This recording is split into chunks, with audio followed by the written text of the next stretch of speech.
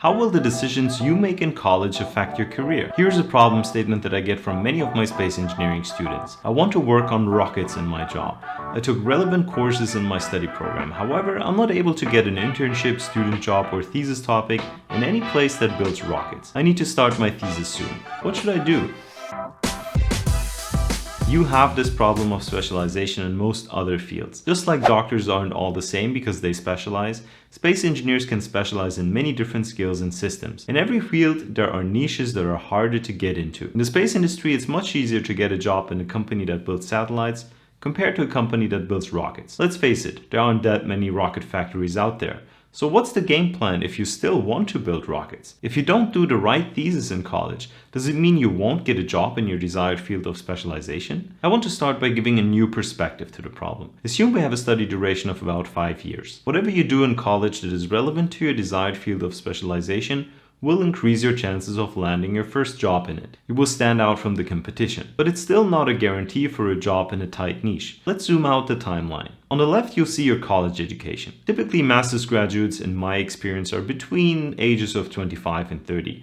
That's for students who go from high school to college. You may be older, of course, then you have more experience to your advantage, and you can still take the same perspective. Let's say you will retire anywhere between 65 and 70. That means you still have about 40 years of career development ahead of you. What you do in college may give you that initial advantage, but it doesn't define your whole career path. You can do your thesis on a topic outside your area of specialization. Also, your first job can be outside. While you're on the job, you have a much stronger and comfortable position to switch to your desired field if you keep looking. So then, what thesis topic should you choose and what first job should you apply for? I'll give you the answer, and I'll make this very specific so that you can copy the approach to your individual field of interest. Our student wants to work on rockets, but that's not enough information. There are 2 questions you should ask yourself. First, what knowledge will I apply? Second, what skills will I apply? A rocket consists of many parts. You can be interested in designing the mechanical structure of the rocket. Then you need knowledge on materials and structures and skills in mechanical design and structural simulations. You could build avionics. Then you need knowledge about sensors and embedded systems and skills in electrical and software design. I'm just giving you the basic idea here. Let's assume the student is interested in structural design of rockets and we want to find such a thesis topic or job. Now I'll come to my key advice. Draw a circle and put potential organizations inside that circle that match perfectly with your area of interest. Write general terms here. You can create a separate list with the specific names of the organizations you find.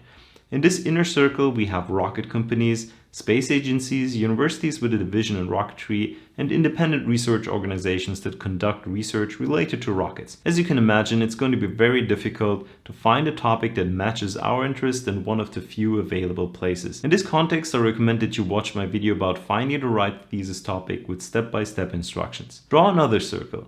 This one includes organizations that are in your industry and offer positions that allow you to apply relevant knowledge and skills. This will widen your search radius enormously. Instead of designing rocket structures, you can start by designing satellite structures. Most of the skills and software tools you apply are almost the same. You could also strengthen your knowledge by working for a research organization with a department in structures and materials for space applications. I recommend that you stay in your industry if possible. The chances of success for switching to a position of your desire within the industry are very high. Your experience is more valuable for your next employer, and you may make good connections in your first job. The next circle is for the case that you're having trouble finding a thesis position or entry-level job in your industry. This circle is for organizations outside your industry, but as close as possible to it.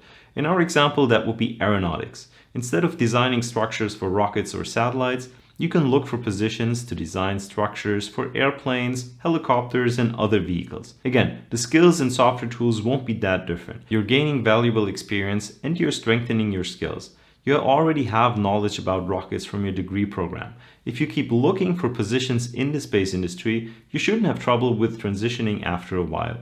You can easily explain to your potential employers why you deliberately chose to temporarily drift away from the space industry. The last circle includes any organization from any industry where you can apply relevant skills.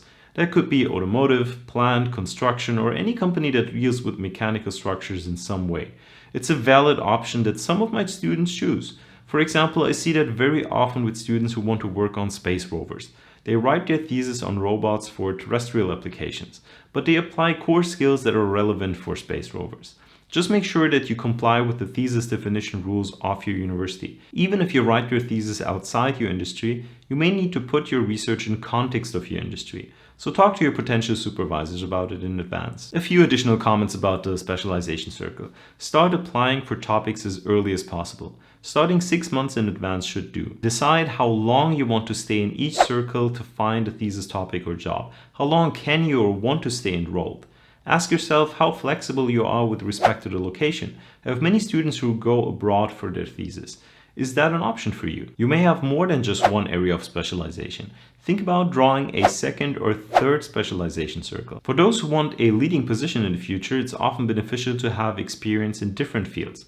It doesn't matter in which field you start your career then. I hope this perspective will help you in making some decisions while you're in college.